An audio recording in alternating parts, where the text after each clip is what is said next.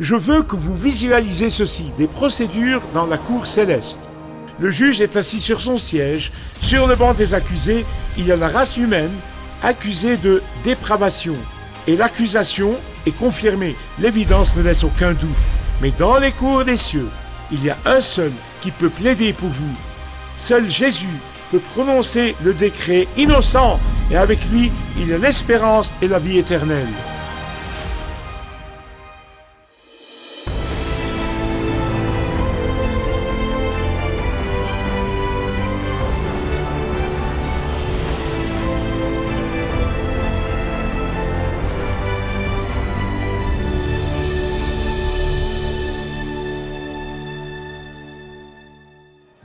Immédiatement, avant un jugement à venir, vous constatez une énorme augmentation de la perversion, de la corruption, de l'hostilité envers le Seigneur et ses disciples. Toutes ces choses ont tendance à atteindre leur apogée immédiatement avant un jugement à venir. Vous verrez ceci dans les Écritures, comment étaient les choses juste avant le déluge de Noé. Vous le verrez juste avant la destruction de Sodome et Gomorrhe. Vous remarquerez que c'était le cas immédiatement avant le jugement de Pharaon. Et vous trouvez que c'est le cas immédiatement avant l'exil d'Israël à Babylone. Maintenant, je connais des amis chers et des gens que j'admire vraiment, des théologiens et des pasteurs qui disent que nous vivons à une telle époque maintenant. Il y a des gens qui disent que nous sommes déjà en fait sous le jugement maintenant, que le jugement a déjà commencé et que rien ne peut être fait pour l'arrêter ou le retarder. Ils disent, regardez les preuves. Il y a une haine globale envers Christ et ses disciples. Il y a une corruption et une perversion endémique dans de nombreuses dénominations chrétiennes historiques. La cupidité, la convoitise sont maintenant sanctifiées comme quelque chose que nous devons exiger de Dieu, et ils appellent cela la foi. Des millions de fidèles croient qu'il y a plusieurs chemins vers Dieu. Le divertissement a maintenant remplacé la dévotion et le culte véritable et authentique dans de nombreuses églises. Je voudrais que vous ouvriez vos Bibles avec moi, s'il vous plaît, au psaume 14. Quand la parole de Dieu dit quelque chose une fois, cela demande notre attention. Tout ce que Dieu dit deux fois dans sa parole, cela exige notre plus grande attention. Tout ce que Dieu dit trois fois dans sa parole, comme c'est le cas dans le psaume 14, cela exige alors une application absolue à nos vies et notre respect. Le psaume 14 est répété plusieurs fois. En fait, le psaume 53 est presque le même à l'exception de 2 versets. Romains chapitre 1 et Romains chapitre 3 sont en réalité une étude et une explication du psaume 14. Et donc, la parole de Dieu dans ce psaume a été répétée de très nombreuses fois, alors nous devons nous arrêter et prendre note. Ici, le psalmiste a été inspiré par le Saint-Esprit de Dieu, non seulement pour écrire ces paroles, mais il a reçu le privilège de scruter les débats dans les cours célestes. Ce psalmiste a vu un aperçu du sanctuaire intérieur des tribunaux de Dieu dans les cieux. Puis il s'est retourné et a utilisé 3 choses des procédures des tribunaux des cieux. Tout d'abord, il nous donne la convocation. Il nous dit quelle est la convocation, versets 1 à 3. Et deuxièmement, il nous dit la sommation du tribunal, verset 4. Troisièmement, il nous dit la condamnation du tribunal, versets 5 et 6. Facile à retenir. Convocation, sommation et condamnation. Puis, à la fin du message, il y a une surprise, une grosse surprise. Et donc, je voudrais que vous restiez à l'écoute. Concentrez-vous avec moi jusqu'à ce que nous arrivions à la fin du psaume. J'expliquerai ensuite quelque chose que le lecteur moyen, quand vous le lisez rapidement, vous le manquerez. D'abord, il nous donne la convocation. Je veux que vous visualisiez ceci. C'est un tribunal. Le juge est assis sur son siège. Là, sur le banc de la cour, le banc des accusés, il y a la race humaine, toute l'humanité, et l'accusation est qu'elles sont accusées de dépravation. Le comble de la dépravation est de renier le seul et unique vrai Dieu. Le comble de cette dépravation est une race humaine qui veut créer une variété de dieux qu'elle approuve ou qu'elle veut considérer comme Dieu. Écoutez-moi bien sur ce point. Le désir le plus profond de ceux qui ne connaissent pas le seul vrai Dieu est le suivant. Le désir le plus profond est qu'il n'existe pas. Est-ce que vous me suivez? Et ce désir est si fort en eux, il est si fort que cela devient leur religion. Vous connaissez des gens comme ça. Et c'est pour cela que la Bible dit que le fou dit dans son cœur qu'il n'y a pas de Dieu. Romain, qui, comme je vous l'ai dit, est en réalité un commentaire du psaume 14, le dit ainsi. Celui qui ne veut pas croire et adorer le seul vrai Dieu est un insensé. Celui qui ne veut pas croire et adorer le seul vrai Dieu est insensé. Pourquoi? Parce qu'il sait, ou elle sait, qu'il n'y a qu'un seul vrai Dieu. Ils le savent vraiment, au fond, ils le savent. Et pourtant, ils choisissent de vivre en reniant ce vrai Dieu.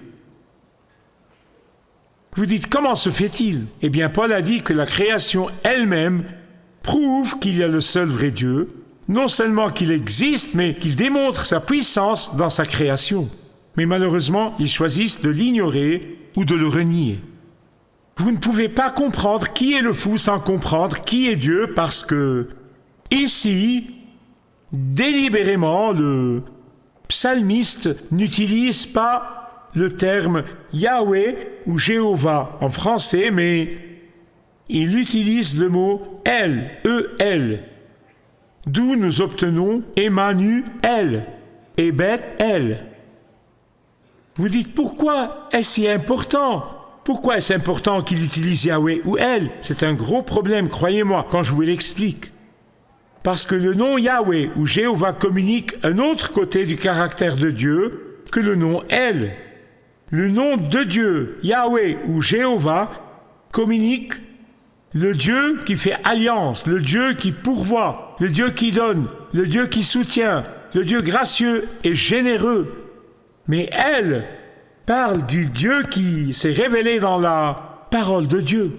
Il parle du Dieu avec des absolus moraux. Il parle du Dieu qui a des normes morales claires. Il parle du Dieu qui exige quelque chose de nous. Et donc, par conséquent, comprendre pourquoi le psalmiste utilise elle et non Jéhovah fait de n'importe qui rejette ce seul vrai Dieu, un insensé. Mais cela inclut également ceux qui adorent un Dieu de leur propre création. Ils veulent un Dieu d'après leur imagination, d'après ce qu'ils veulent comme Dieu. Bien-aimés, c'est le Dieu de beaucoup de chrétiens pratiquants aujourd'hui. Un Dieu qui ne les change pas. Un Dieu qui ne les défie pas, un Dieu qui ne conteste pas leurs hypothèses, un Dieu qui n'exige pas la justice, un Dieu qui n'exige pas d'absolus moraux, un Dieu qui ne juge pas leur immoralité ou leur mode de vie, un Dieu qui ne condamne pas leur corruption, un Dieu qui n'exige pas une allégeance exclusive. Tous ces gens, selon le psaume 14, sont insensés. Et nous étions tous des insensés à un moment, n'est-ce pas? J'étais insensé. Faites-moi confiance. J'ai levé le poing vers Dieu. Je n'en suis pas fier, mais cela me donne de la sympathie pour ceux qui sont encore au stade de la folie et qui ne sont pas venus à la lumière de Jésus. Amen. Et nous devons être très patients avec eux, et nous devons être réfléchis. Nous devons faire preuve de compassion. Au lieu d'être en colère contre eux, nous devons être très compatissants, car Paul ne cesse de dire « Nous l'étions autrefois ». Maintenant, j'arrive à quelque chose de très important, c'est le mot hébreu pour fou qui est mentionné ici dans ce passage, dans ce psaume en particulier. Le mot hébreu pour fou ici est le mot Nabal. Ce qui ne veut pas dire, écoutez très attentivement, ça ne signifie pas une faiblesse intellectuelle. Cela ne signifie pas du tout cela. Si vous le pensez, s'il vous plaît, détrompez-vous. Mais il indique une perversion morale. Mais il y a autre chose ici que je ne veux pas que vous manquiez dans ce psaume. Dans les tribunaux terrestres, vous tous les avocats, vous le savez, vous tous les juges, vous le savez, dans le tribunal terrestre, il juge une personne sur la base de ce qu'elle a fait. Vous l'avez fait ou vous ne l'avez pas fait. C'est tout ce qu'il reste à prouver. Est-ce que vous avez fait cela? Non. Et lui? Non. Mais dans les cours célestes, il juge sur la base de la pensée. C'est une pensée effrayante, n'est-ce pas? Les tribunaux célestes jugent nos pensées. Et c'est pourquoi c'est si clair ici. Bien-aimés, écoutez-moi. Dieu ne juge pas d'après la moyenne. Nous aimerions qu'il le fasse, n'est-ce pas? Mais il ne le fait pas. Et c'est pourquoi personne, nulle part, n'atteindra le ciel, excepté par la grâce du Seigneur Jésus-Christ. Amen. Verset 2. Aucun n'est intelligent, aucun ne cherche Dieu. Dieu regarde du ciel et il ne voit personne le chercher. Même nous tous qui croyons en Jésus, la Bible dit que nous étions morts dans nos offenses. Écoutez-moi, les morts ne recherchent rien de bon. Ils sont morts. Nous étions morts dans nos offenses. Jusqu'à ce qu'il vienne et mette la vie en nous, nous ne savions même pas comment venir à Dieu. Ainsi, l'accusation demeure. La convocation est justifiée. Les témoins sont impeccables et les preuves accablantes. Ceux qui ont des esprits dépravés ont des esprits dépravés parce qu'ils veulent avoir des esprits dépravés. En fait, Paul répond à cette question dans les chapitres 1 et 3 de Romains, que la preuve de Dieu est présente partout dans la création. Mais l'homme refuse de croire cette preuve et refuse d'obéir et d'adorer Dieu seul. La première chose que vous voyez ici est la convocation. Deuxièmement, la sommation. Maintenant, ne manquez pas ceci, ne manquez pas ceci. Le chagrin du juge ici est sans équivoque. Le chagrin du juge est très évident ici. Le cœur brisé du juge ne peut pas être manqué. Tous ceux qui commettent l'injustice n'ont-ils aucune connaissance? Vous sentez le saignement de son cœur. Et le mot injustice ici est le même mot qui a été utilisé plusieurs fois dans l'Ancien Testament pour décrire Israël quand ils couraient après d'autres dieux alors qu'ils adoraient Yahweh, quand ils continuaient à adorer des idoles et adoraient Yahweh le samedi, puis pendant le reste de la semaine, ils adoraient Baal. C'est le mot iniquité. Écoutez-moi bien, la sommation de Dieu contre l'Église apostate est très claire. Dieu a été insulté par le fait que tant d'églises pratiquantes utilisent le nom de son Fils, mais il nie également le fait que son Fils, comme le seul chemin vers le ciel. Bien-aimé, la sommation de la cour céleste est donnée. Est-ce que le jugement pourrait tarder longtemps? Mes amis, pourraient-ils avoir raison? Et c'est le moment qui précède le jugement, la convocation, la sommation, troisièmement, la condamnation. Verset 5. Quelle est cette phrase ici? La peur et la terreur seront le compagnon de leur vie. Le compagnon de leur vie. Comment ça?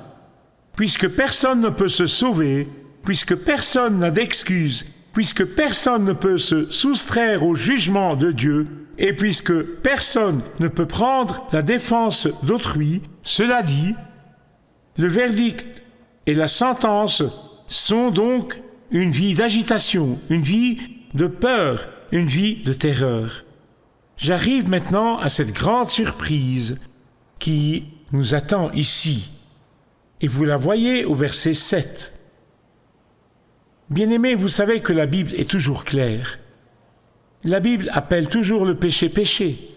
Maintenant, nous le modifions. Cela n'a pas d'importance. Ce que nous faisons est vraiment immatériel.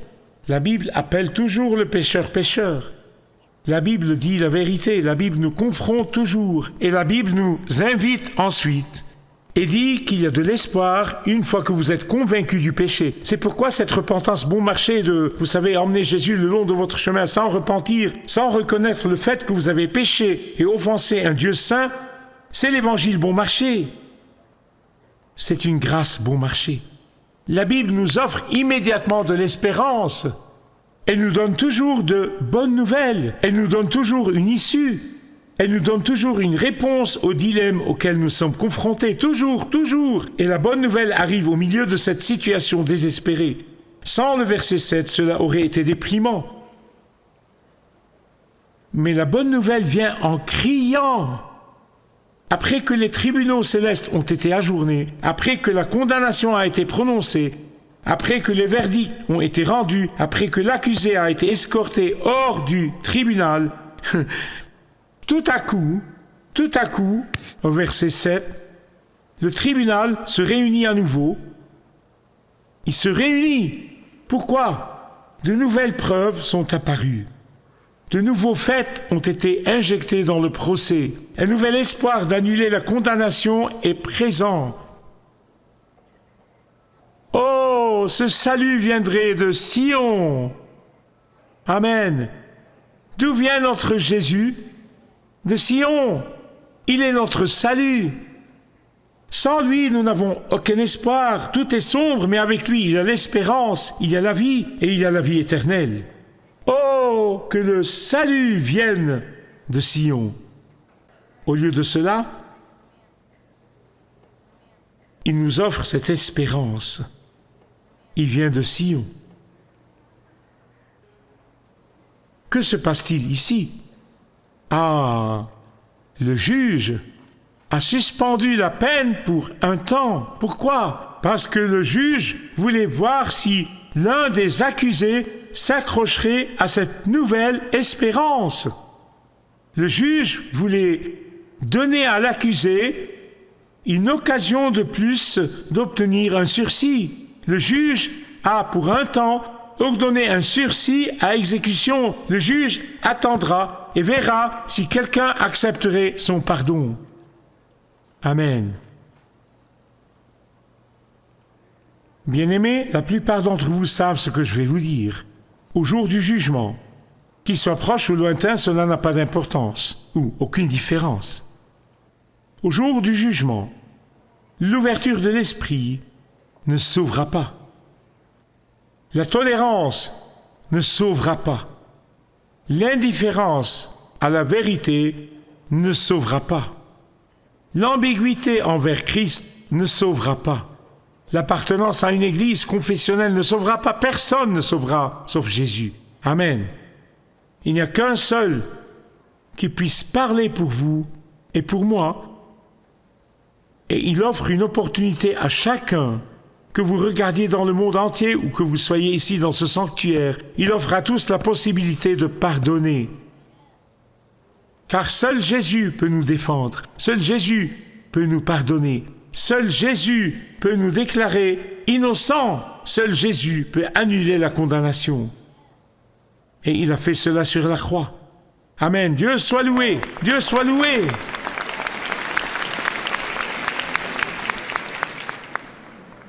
Car sans lui, non seulement ne pourrais-je pas me tenir ici, je serais totalement indigne de me tenir ici. lui et lui seul. Et il a les bras grands ouverts. Venez à moi, venez à moi, venez à moi.